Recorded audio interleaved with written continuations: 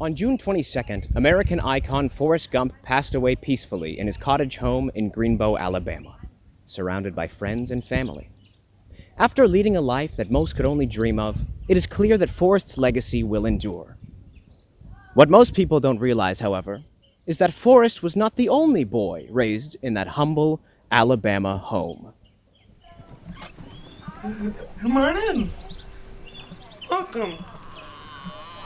Meet Leroy Squeaker Welcome to Gump, my home. the younger brother of Forrest and custodian at a local CBS affiliate in Cincinnati, Ohio.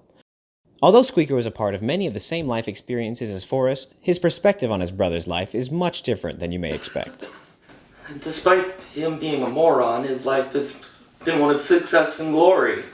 Meanwhile, despite my incredibly powerful intellect, I have lived a life of pain, misery, and ridicule. Every positive thing that happened for Forrest had a negative, direct consequence for me in my life. From a young age, Squeaker showed exceptional talent and potential. By age 10, Squeaker tested with an IQ of over 200, not to mention his prowess on the track and field team, where he broke dozens of youth track records, excelling in both speed and distance events. Things were looking up for little Squeaker until one fateful day. While sitting on the front porch of their home, Forrest believed he spotted a mayfly on the back of Squeaker. He used his leg braces to swat the fly, striking his brother in the back of the legs. I immediately do my ACL, both my ACLs, my MCL, my Achilles tendon, and I knew my track career was over. But little did I know the pain that would come all at the hands of my brother, Forrest Gump. As Forrest made his remarkable turn from a young boy with leg braces into a college football All-American, Squeaker was charting his own path. Joining his brother at the University of Alabama, Squeaker majored in marine biology. In his spare time, Squeaker volunteered with student leadership, helping in the fight for school desegregation, attending protests, and organizing rallies. That's when Forrest entered the picture yet again. I remember it like it was yesterday.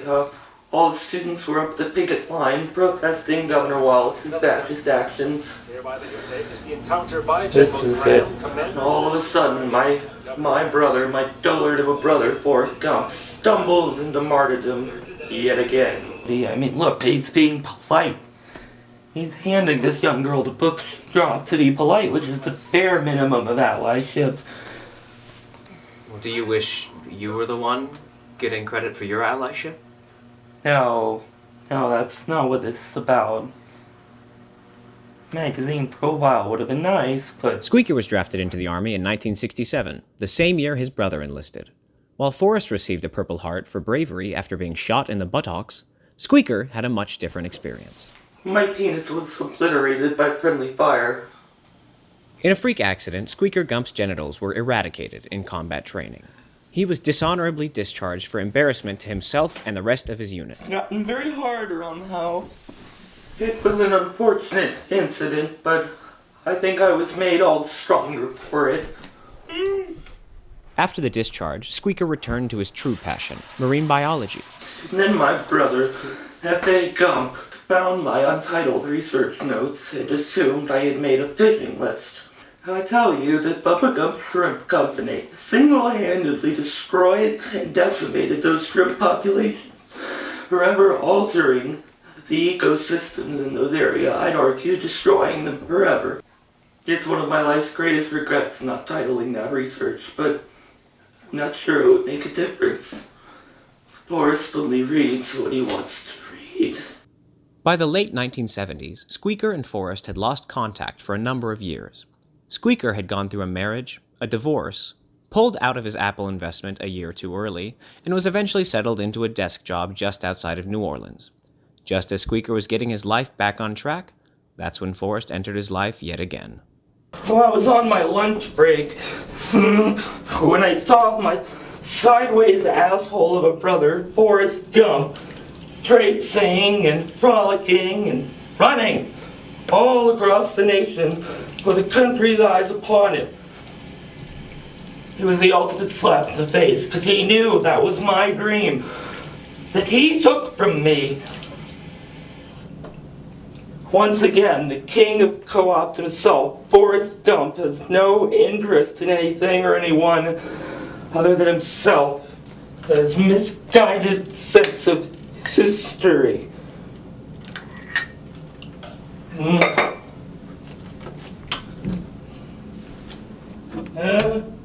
Squeaker and Forrest remained distant for years, only seeing each other at family gatherings, where Squeaker would stay in the guest bedroom of Forrest and his wife Jenny. After Jenny's passing, Squeaker saw an opportunity to reconnect.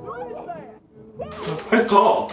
I wrote. I visited. I did everything I could to get in contact with him, but it fell in death for unwilling ears. Forrest has no use for me anymore.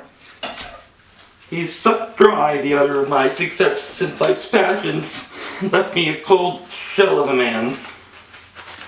It took me years to forgive him, I trust him. I don't know if I ever have.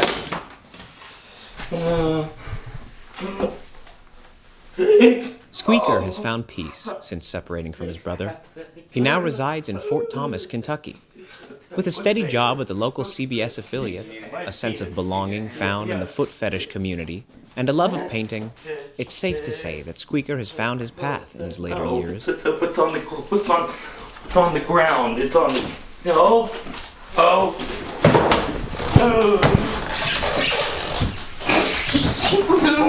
Now, these are very abstract designs. What do they mean? The blood. Probably a product of my inner rage. Your brother's blood, I assume? No, my blood. I've actually never seen Forrest bleed before. I'm not sure if he can. He's gone now. But in a way, it feels like he's been gone for a long time. We haven't been brothers in decades.